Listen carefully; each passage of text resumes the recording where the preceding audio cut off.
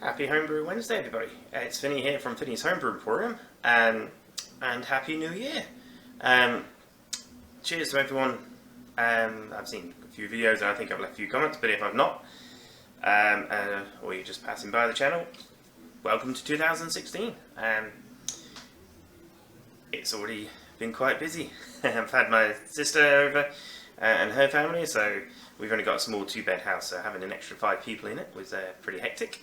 And you know, as you can see, we're already back open in the shop. So it is now the 7th, something like that. January's already starting to go. We'll have to brew some beer. So for me personally, this next few weeks, I think up to the 13th of February, so about 4 weeks, I'm going to try and not drink any beer, so it will be a challenge. Try and lose some weight.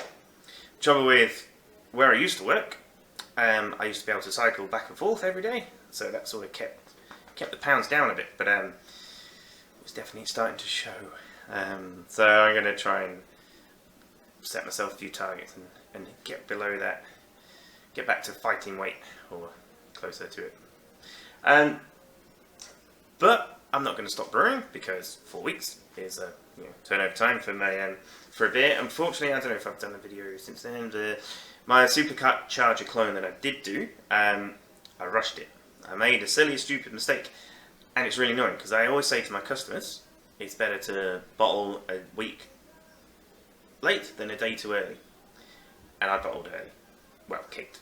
Because we were going away for Christmas, I tried to dry hop, do diacetyl and crash cool all in like 2 days probably, and it didn't work. The yeast was still in suspension, so I was getting, and there was still hops in suspension because they hadn't quite crash cooled properly, and so when I was trying to siphon it into the keg, I was getting like I'd put a net around the thing to stop hops getting in, but it was blocking, and so then I was getting air in, and so I don't know if the original beer was fine, and it's just that as I've kegged it, oxygen has come in and it's redone those reactions, and so now I've got diacetyl, or it was in the beer at the time, and it's just because I kegged early and what have you. But stupid boy.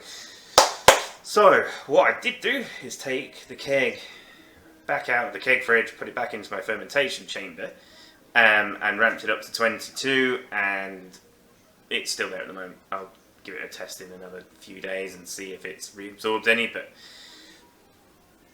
yeah, I don't know. I mean, the dry hop was only on for like a day and a half, something like that, so yeah.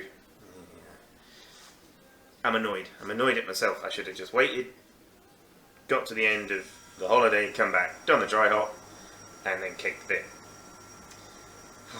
So I may end up dumping it, but I have a still. So, I can get some spirit out of it at least. But yeah, not a good way to start the year. So tomorrow I am brewing pale, like just a standard easy drinking pale ale. So at the moment I'm cleaning my grain father because it's been left. It's been like 2 or 3 weeks since I've used it, and it's simply I can never seem to get all the water out of the pipes in the cooler, especially. And so I'm just going to give it. I've got a couple of hours left in the shop today, so I'll just put some cleaner solution on it and set the pump going and just leave it a couple of hours and try and get off as much as I can. In the meantime, the experiment I started, well, I can show you. Come with me. Pardon my hand. So, what have we got? The Yakult one, there. Dust from the mill, there. And the sourdough is there. So as you can see, hopefully you can see if I get right. So the dust from the mill, the actual beer is a lot darker. I suppose that's the darkest. Then the sourdough, and then the Yakult is the lightest. And on the top of the dust from the mill one, I think we've got a slight panicle for me. So I assume there's something in there that's making something. So it's interesting. The sourdough one definitely fermented the fastest.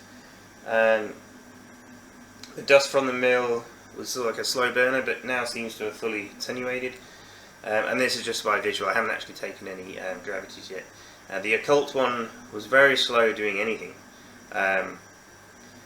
which I don't know if it was just older, you know, the probiotics and the thing I bought was old or what, but yeah, it's going along. But the yeast I cultured from my garden, I've had one of my SJ pours since, and that now the hop character's dropped away.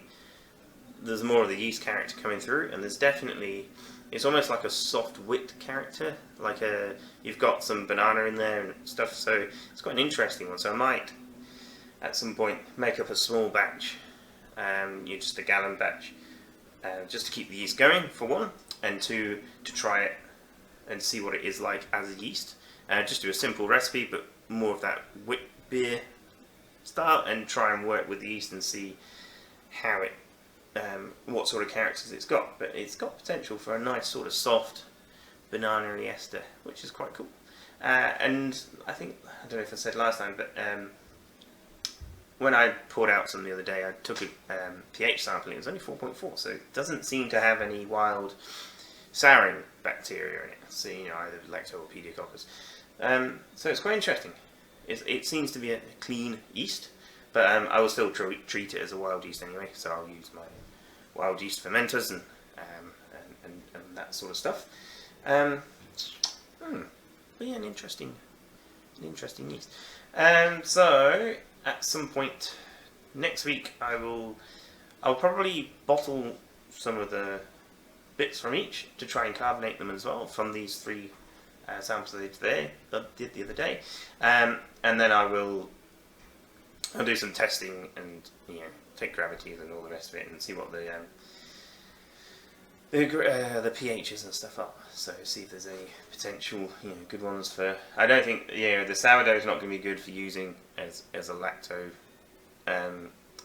you know, for beer making, unless the yeast strain that's in it is quite good, because that one fermented really fast.